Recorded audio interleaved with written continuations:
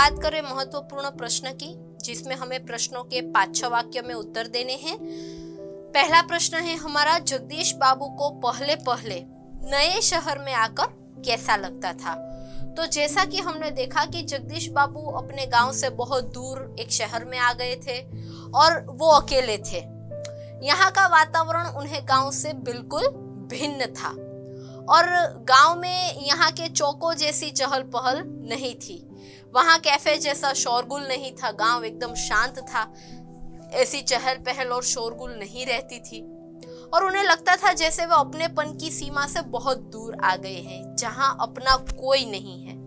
और इस तरह जगदीश बाबू को अकेलापन लगता था। फिर है, जगदीश बाबू ने मदन को दाजू कहने पर क्यों डांटा।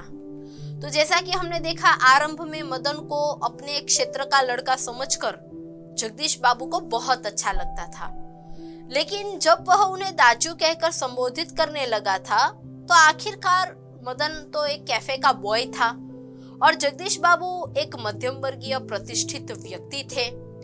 तो मदन कैफे का बॉय उन्हें दाजू कहता सबके सामने, यह बात जगदीश बाबू को पसंद नहीं आती थी और उन्हें लगता था कि जैसे उनकी प्रेस्टीज यानी कि उनकी इज्जत, उनकी प्रतिष्ठा को धक्का पहुंचता था और इसीलिए उन्होंने दाजू कहने पर मदन को डांट दिया। उसके बाद है मित्रों, लेखक ने मनुष्य की भावनाओं को विचित्र क्यों बताया है। तो जैसा कि हमने देखा कि मनुष्य के मन को समझ पाना मुश्किल है।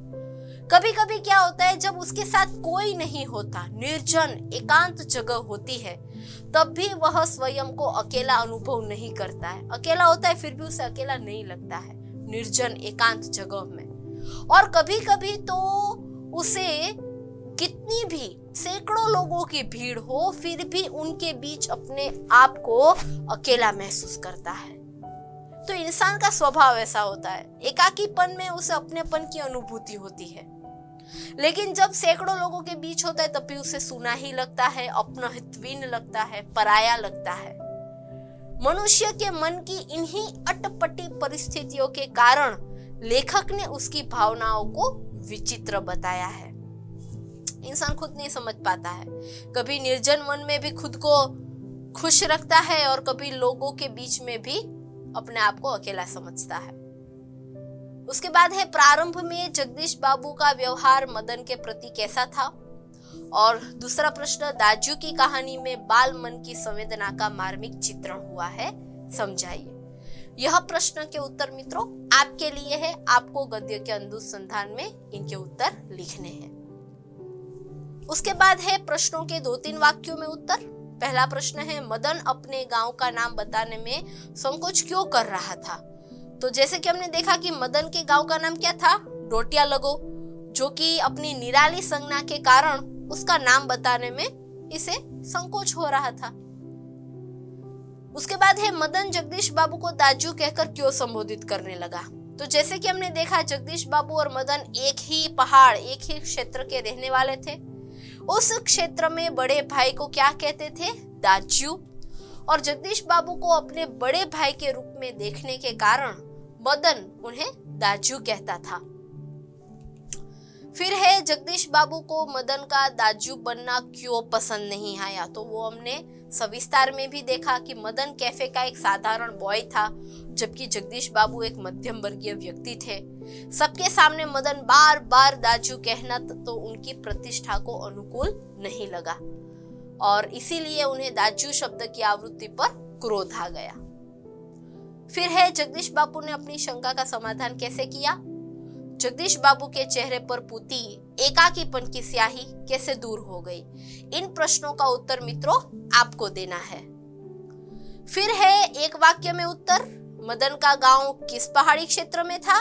तो हमने देखा कि मदन का गांव अल्मोड़ा की पहाड़ी क्षेत्र में था। मदन को जगदीश बाबू के रूप में किसकी छाया निकट जान पड़ी, दाजू की, अपने बड़े भाई की छाया निकट जान पड़ी। फिर जगदीश बाबू का अकेलापन कैसे दूर हो गया, तो वो भी हमने देखा, अपने ही क्षेत्र के कैफे बॉय मदन के मिल जाने से जगदीश बाबू का अकेलापन भी दूर हो गया। जगदीश बाबू को क्या अच्छा नहीं लगता था? मदन बार बार दाजू संबोधित करके बुलाता था, ये बात उन्हें पसंद नहीं आती थी। जगदीश बाबू कैसे संस्कारों के व्यक्ति थे? तो जगदीश बाबू मध्यम वर्गीय संस्कारों के व्यक्ति थे, प्रतिष्ठित थे, तो उन्हें एक कैफे बॉय के साथ संबंध जोड़ना पसंद नहीं आया। फिर है प्रश्न, दाजू का अर्थ क्या है? तो दाजू का अर्थ बड़ा भाई होता है। मदन को किसका भेद मालूम हो गया? जब उसे जगदीश बाबू ने पूछा किस पहाड़ से हो, किस जिले से हो, तब उसे पता चला कि भाई पहाड़ और जिले में फर्क होता है। तो मदन को पहाड़ और जिले का भेद मालूम हो गया। अब तक वो दोनों को एक ही समझता था। फिर नए ग्राहक हेमंत को मदन ने अपना नाम क्या बताया? जगदीश बाबू के व्यवहार से मदन को चोट क्यों पहुंची? और अल्मोड़ा के पहाड़ी क्षेत्र में माँ को क्या कहते हैं? इन प्रश्नों का उत्तर मित्रों आपको देने हैं। मदन के मन की व्यथा कैसे दूर हुई, एक ही शब्द में आपको इन सारे प्रश्नों के उत्तर लिखने हैं। फिर है मित्रों, दाजू शब्द सुनते ही कौन क्रोधित हो उठा? तो हमने देखा जगदीश बाबू। पहाड़ी लड़का कैफे में क्या काम करता था? वो भी देखा, बॉय का काम करता था। किसके कारण जगदीश बाबू का एकाकीपन दूर हो गया था? मदन के कारण। उसके बाद है मित्रों मुहावरे और उनके अर्थ।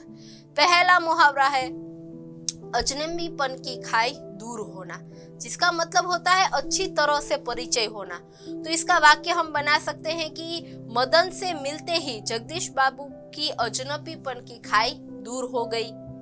फिर है अपनेपन के रंग में रंगना, यानी कि बहुत घनिष्ठता हो जाना। तो इसमें हम लिख सकते हैं कि मदन जगदीश बाबू के मिलने के बाद अपनेपन के रंग में रंग गया।